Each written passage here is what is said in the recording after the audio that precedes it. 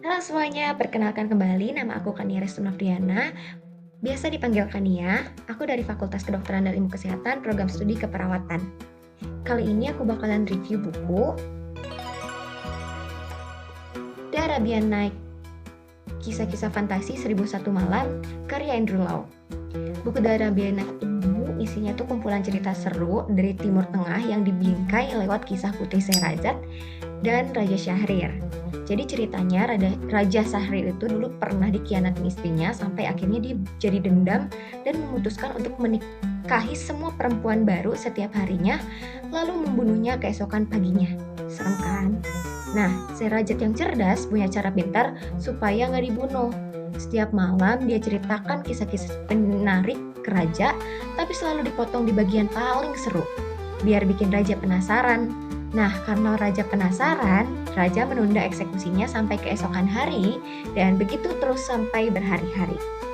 Di cerita ini, ada banyak dongeng terkenal, kayak Aladin dan Lampu Ajaib, Alibaba, terus Sinbad si Pelaut, dan masih banyak lainnya. Jadi satu buku itu berasa kayak diajak keliling dunia penuh keajaiban dan petualangan gitu. Terus dari buku ini juga banyak banget pelajaran hidup yang bisa kita petik.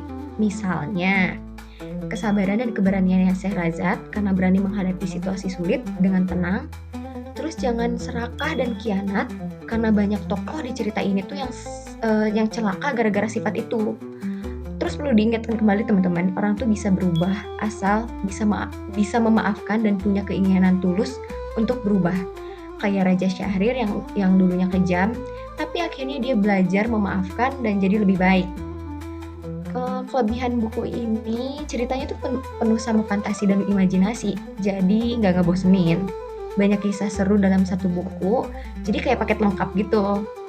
Bahasanya cukup ringan juga dan gampang banget untuk dipahami. Terus kita juga bisa sekalian belajar budaya Timur Tengah lewat ceritanya. Kekurangan buku ini, beberapa bagian ceritanya lumayan panjang banget ya, say. Jadi agak boring dan jadi harus sabar bacanya. Ada bagian yang mungkin terasa kurang relevan sama kehidupan sekarang karena beda zaman ya. Karena ini adaptasi juga, ada detail yang beda sama versi aslinya 1001 Malam. Tuh. Aku pilih buku ini tuh karena ceritanya tuh legendaris dan terkenal banget. Selain itu, aku juga pengen ngerasain sensasi petualangan dan belajar nilai-nilai kehidupan lewat kisah yang ringan tapi penuh makna. Sherazad juga jadi tokoh yang menginspirasi karena dia pintar, sabar, dan berani menghadapi masalahnya dengan tenang. Itu sih review dari aku. Semoga kalian juga tertarik sama bukunya. Yang ini ya. Sekian dari aku, terima kasih sudah menonton.